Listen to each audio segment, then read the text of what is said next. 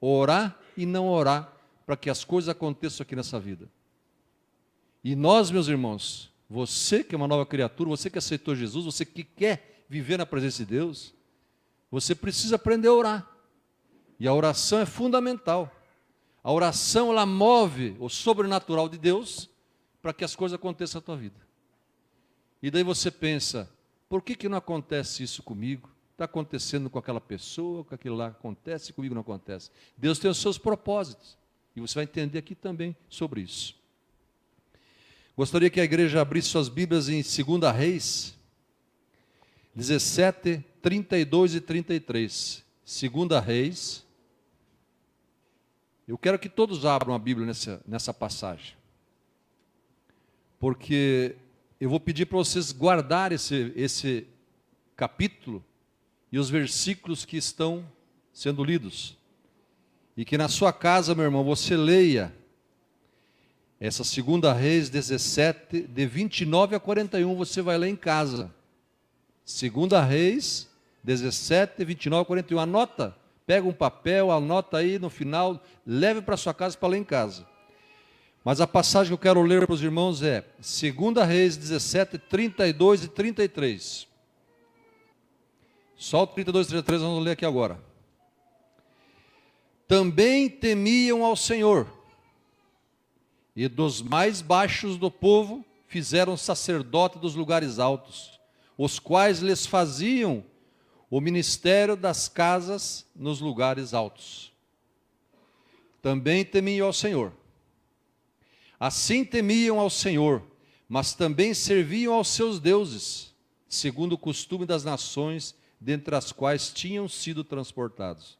Meus irmãos, o Senhor te transportou de um reino de trevas para um novo reino? Você aceitou Jesus? Você saiu do Egito escravo e veio para uma nova vida em Cristo Jesus? E você quer continuar todo o teu reino dividido, tua casa dividida?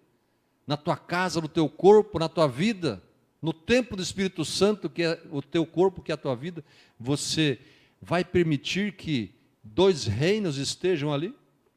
O pecado e a santidade de Deus? Meu irmão, você não vai subsistir. Não tem como. Jesus nos ensina a palavra nos ensina sobre isso. Você quer crescer com Cristo? Você vai ser vitorioso. Você quer crescer com Cristo? Você vai estar debaixo da potente mão de Deus. Ele é maior que esse mundo, que tudo isso. Não tenha medo de viver debaixo da potente mão de Deus. Não tenha medo de deixar que o reino de Deus em sua vida seja completo. Busque o reino de Deus, sua justiça, e as demais coisas serão acrescentadas à tua vida, meu irmão. E isso é algo visível para quem vive assim. Você ora, meu irmão, você tem orado, o Senhor está ouvindo a tua oração. Você tem buscado o Senhor, Ele está com os ouvidos atentos. O tempo dele, Ele já preparou para você. E nós vamos ver isso aqui. Apocalipse capítulo 1, versículo 3, olha o que diz aqui Apocalipse 1. O versículo 3, lá no finalzinho da sua Bíblia. Quem quiser acompanhar, se não, só ouça, não tem problema. Apocalipse 1, 3. Olha o que diz a palavra. Bem-aventurado é aquele que lê, e os que ouvem a palavra desta profecia, e guardam as coisas que nela estão escritas, porque o tempo está próximo. Isso aqui é conversa para fazer a cabeça da gente, do povo de Deus? Não, meu irmão. Isso aí é o plano de Deus para a tua vida. O tempo está próximo do quê? Pode estar próximo da colheita que Deus vai fazer na tua vida, ou da volta de Jesus, o plano de Deus se cumprindo. Ninguém sabe nem a hora, nem o dia, nem quando vai acontecer. Mas o teu dia pode acontecer hoje, amanhã, você ser levado dessa vida. E o teu tempo aqui vai ser ceifado, você vai ser levado dessa terra. E depois disso, meu irmão, o julgamento diante de Deus. O teu tempo com o Senhor é aqui, meu irmão, de adorar ao Senhor, de você não ter um coração dividido, de você estar na presença dEle. Apocalipse 3, 19 e 20, um pouquinho para frente ali, ó. O 3, mais para frente um pouquinho. Olha o que diz a palavra. Esse é o Senhor falando. Eu repreendo e castigo a todos quanto amo. Sê, pois, zeloso e arrepende-te.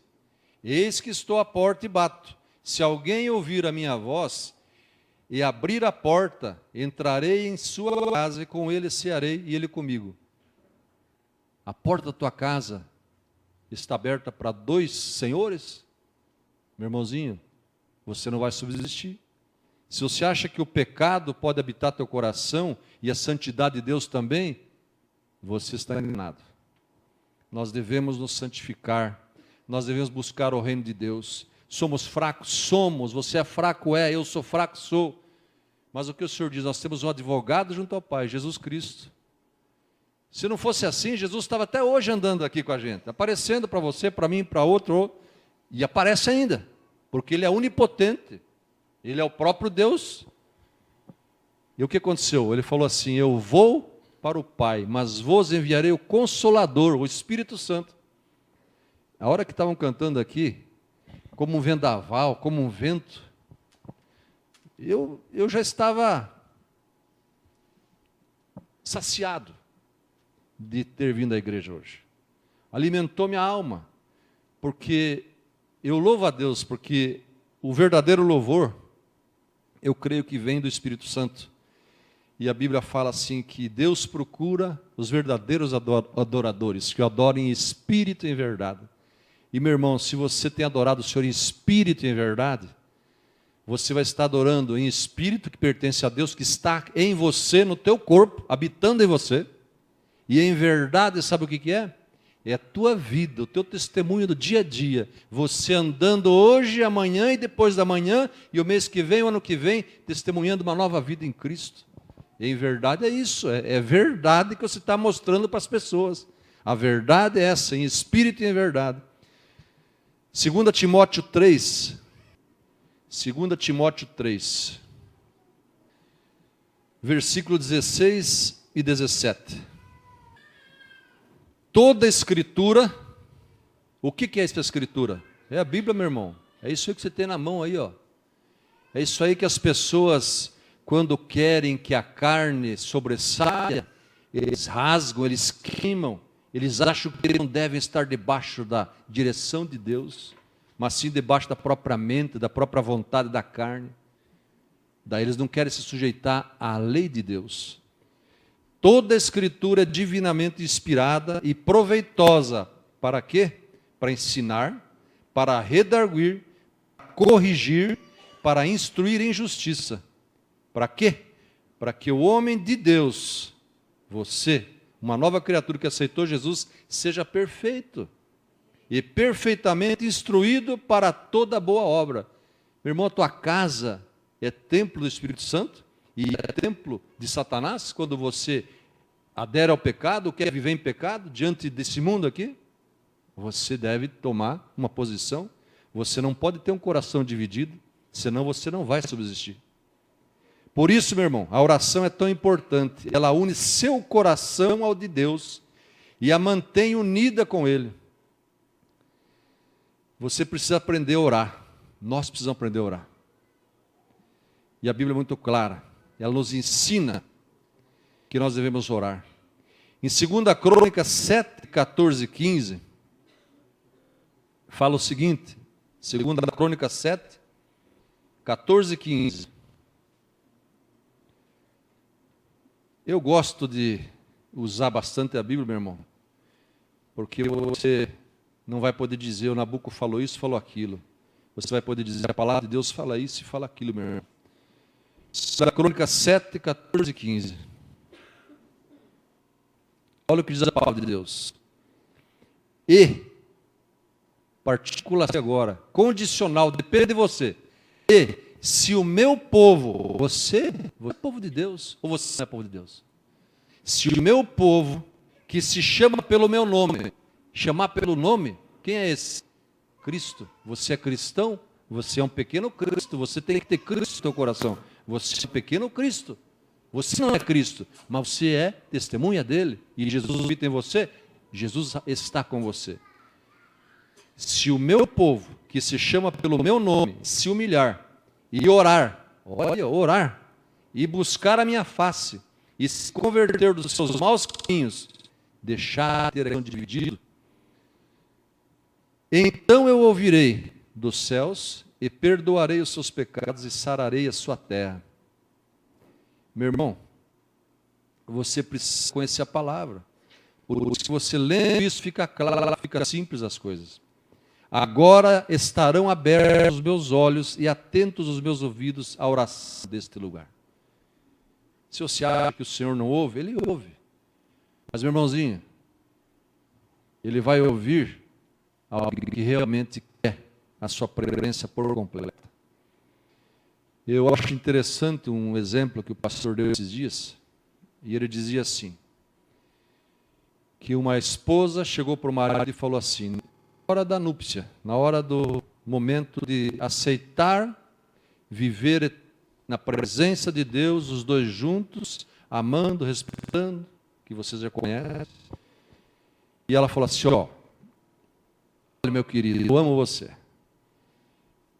mas eu tenho um amante, e eu não vou deixar esse amante. Eu vou viver tempo com você. 99% do nosso tempo eu vou viver com você, por resto da minha vida. Mas a hora que eu tiver vontade, a hora que me der saudades, eu vou voltar para o amante e vou ficar com ele. Então você não se assuste porque eu vou estar lá. Você acha que esse homem vai casar? Você acha que esse homem vai aceitá-la como esposa? O noivo vai aceitar a noiva desse jeito? Você pode ter um coração dividido, meu irmão. Você precisa aceitar Jesus e deixar que a casa, que o Senhor diz que aquele que abrir a porta e ouvir a sua voz, entrarei e sairei com ele. Essa casa é a habitação do Espírito Santo. E te digo, não precisa ter medo, meu irmão, que você vai perder bênçãos, porque tem muito mais para você, aqui nessa vida já, do que o mundo pode oferecer. O mundo vai te oferecer engano. Engano. Se você duvidar, você só vai aceitar isso que eu estou falando hoje, mais tarde, quando for tudo a breca na tua vida. Que o mundo jaz no maligno, e o mundo vai te oferecer engano. Porque Deus pode te oferecer um marido, uma esposa, e você ser feliz, realizado, ter alegria para ir tomar um sorvete, ter alegria para ir passear, ter alegria para olhar toda a criação de Deus, porque Deus criou todas as coisas para ter o louvor e glória, para você viver, usufruir disso. E você precisa aprender que Deus é maior que o que está no mundo. Então, meu irmão, se o meu povo, que se chama pelo meu nome, se humilhar e orar, e eu sublinhei orar aqui, porque tem muito a ver a oração, porque a oração, meu irmão, ela pode muito ter seus efeitos. Se você orar ao Senhor, eu não vou perguntar aqui se você está orando, porque isso é uma ordem que Deus deu para nós. Nós devemos orar sem cessar, em todo o tempo. Em Filipenses 4:6, olha o que diz aqui em Filipenses 4:6. Filipenses 4:6. Não estejais inquietos por coisa alguma. Nada, meu irmão. Está caindo cabelo, ficando careca, nem eu? Não te incomoda, não fique inquieto. Está acontecendo um problema, situação financeira, está tendo discórdias e coisas, não inquieta o teu coração por coisa alguma. Antes as vossas petições, suas orações, sejam em tudo conhecidas diante de Deus. Pela oração e súplica, duas coisas diferentes. Com ações de graça. A oração é uma conversa informal, tranquila com o Pai, apresentando tuas necessidades, tuas lutas, a tua intimidade com Deus. E súplica, sabe o que é súplica? Súplica é você vendo que o barco está indo, a breca, que a coisa está caindo, tudo, e você diz, tem misericórdia de mim, Senhor, me ajuda. Você está suplicando também. Não é vã a repetição de você ficar, é do teu coração saindo aquilo. Então, em orações e súplicas, então não esteja inquieto o teu coração, antes as vossas petições sejam em tudo conhecidas diante de Deus, pela oração, súplicas com ações de graças. Atos 12:5, a parte B. Um pouquinho antes de Romanos ali, depois de João. Atos 12:5. Ali tem a parte que fala Pedro, pois, era guardado na prisão, ele estava preso. Mas o que acontecia enquanto ele estava preso? Olha bem. Mas a igreja, o corpo de Cristo, vocês, nós, o corpo de Cristo, a igreja fazia contínua oração por ele a Deus. Eu lendo essa passagem toda, se você for ler em Atos ali essa passagem, você vai ver o que Deus fez. Deus fez anjos aparecerem, os grilhões se abrirem, as portas se abrirem, e quando vê, ele estava lá na porta de onde estavam reunidos em uma casa, orando por ele. Ele apareceu na porta da casa dele. Quem que está na porta batendo lá? É Pedro. É Pedro. Está lá. Não pode, ele está preso. Vamos lá ver. E, meus irmãos, quando a igreja ora, o sobrenatural de Deus vai acontecer. Se nós orarmos, se a igreja orar, se você orar, você vai ver o sobrenatural de Deus acontecer na tua vida. Atos 16, 25 e 26.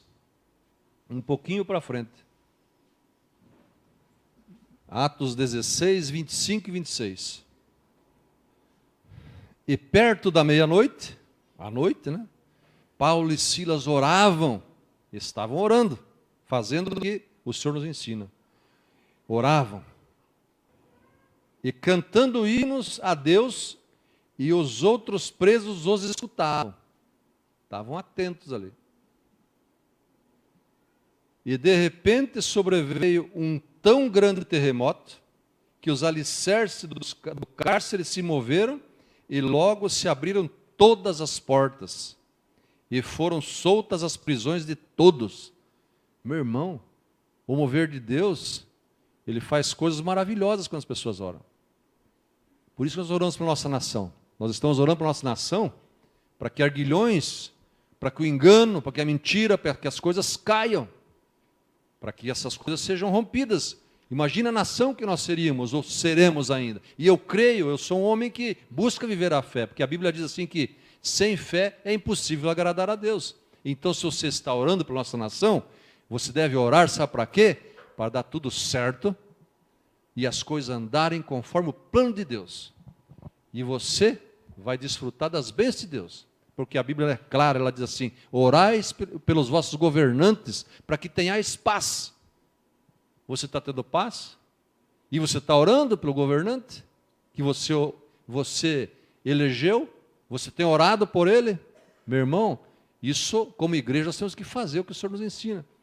Você votou numa pessoa, e você tem orado para ele ser um homem que represente você lá? Que você seja um homem que cumpra o plano de Deus? Orar. Então vamos orar, meus irmãos, vamos aprender a orar. Eu quero falar sobre a armadura de Deus, meu irmão. Por que e como que você vai subsistir a esse jugo que nós estamos aqui nesse mundo? O mundo jaz no maligno, e nós não podemos viver aqui nesse mundo com o coração dividido. Nós devemos andar na presença do Senhor. Então Efésios 6, 10 a 17. Romanos, Gálatas, Efésios, Novo Testamento, lá na frente. Efésios, capítulo 6, do 10, versículo 10 ao 17. Olha o que diz a palavra do Senhor. É importante você acompanhar na sua Bíblia essa passagem também aí, que é muito, você tem que sublinhar isso aí. Isso aqui, o dia que eu aprendi isso aí na minha caminhada cristã, eu cresci muito, porque eu comecei a colocar pontos na minha vida que eu precisava seguir e ter aquilo na minha vida, no meu coração. Efésios capítulo 6, do versículo 10 ao 17. Fala da armadura de Deus. Armadura de Deus, mas para você usar. Deus não precisa dessa armadura, Deus é Deus. Mas nós precisamos dessa armadura para viver aqui nesse mundo que jaz no maligno. Então olha como diz a palavra. Quanto ao mais, sede fortalecidos do Senhor e na força do seu poder. Revesti-vos de toda a armadura de Deus, para poderdes ficar firmes contra as ciladas do diabo. Porque a nossa luta não é contra a carne ou sangue, e sim contra os principados e potestades, contra os dominadores desse mundo tenebroso, contra as forças espirituais do mal nas regiões celestes. E daí você quer brigar com a tua esposa, com o teu marido, com o teu filho, com o colega, com o patrão, com o governo, com isso, com aquilo. Você quer brigar com todo mundo na força. Não, meu irmão. Hostes espirituais. Nossa luta não é contra a carne e sangue. Por isso você tem que orar e ser revestido da autoridade e poder de Deus. Portanto, o versículo 13. Tomai toda a armadura de Deus. Você, se vista com ela. Como que ela vai ser aqui? Para que possais resistir no dia mau. No dia que você tiver que provar que você habita o Espírito de Deus na tua vida, é um dia mau, é um dia de provação, de você ter um problema, uma luta, uma enfermidade, e você ter que resistir sobre o que vem para você. Depois de ter desvencido tudo, permanecer inabalável. Olha lá, estais, pois, firmes, no versículo 14, cingindo-vos com a verdade e vestindo-vos da couraça da justiça. Calçai os pés com a preparação do evangelho da paz, embraçando sempre o escudo da fé, com o qual podeis apagar todos os dardos inflamados do maligno. Tomai também o capacete da salvação e a espada do Espírito, que é a palavra de Deus. Essa Bíblia que nós estamos lendo aqui. Isso aqui é a espada do Senhor. Isso aqui, Jesus nos ensinou, Ele usou disso aqui quando foi tentado, provado. Ele citou a palavra, conhecendo a palavra. A Bíblia diz assim: conhecereis a verdade vos libertará. Medita nesse livro de dia e de noite. Isso é a palavra de Deus, meu irmão. E isso é para você que quer Jesus ocupando o espaço da sua vida, não um coração dividido, você com o pecado, você com o mundo. Então não se preocupe, meu irmão, com a ideia de que ao pedir, você pedindo na tua oração ousadamente, estará pedindo demais para o Senhor. Deus não lhe dará algo que não seja bom para você, ou antes que esteja pronto para recebê-lo. Ele responderá às suas orações, conforme a vontade e o tempo dele, que o Senhor já ouviu, o Senhor já sabe, você já pediu, e você é templo do Espírito Santo. Então o Senhor vai fazer tudo para você ser um homem ou uma mulher que viva vitorioso, já aqui nessa terra e eternamente junto com o Pai. E para encerrarmos, eu quero ler mais uma passagem em 1 Tessalonicenses. Esse é um versículozinho pequeno. Você que quer abrir sua Bíblia, põe na tela, meu irmão. 1 Tessalonicenses 5,17. Orai sem cessar. Esse é um segredo para você e para mim. Nós orarmos sem cessar. Vai fazer um negócio? Ora. Está resolvendo uma coisa? Ora. Está em dúvida? Ora. Está com problema? Ora. Está indo tudo a breca na tua vida, não sabe o que vai acontecer? Ora, o Senhor está te ouvindo. Você não está dividido? Agora, se está dividido, arrepende-te. Aí é acertar a tua conduta diante de Deus, para que você não esteja sendo um homem com o coração dividido diante do nosso Pai. A oração faz com que o sobrenatural de Deus, o que você está pedindo, aconteça em sua vida. Então tome posição no reino de Deus, meu irmão, e você vai ver milagres acontecendo na tua vida. Vai ter problemas? Vai, meu irmão. Mas o Senhor vai estar com você no problema e você vai vencer o problema. Você vai ter luta? Vai, meu irmão. Mas o Senhor vai lutar por você. Ele vai pôr exército, se for necessário, para vencer a batalha por você. Mas ora, meu irmão, orai sem cessar. 1 Tessalonicenses 5,17.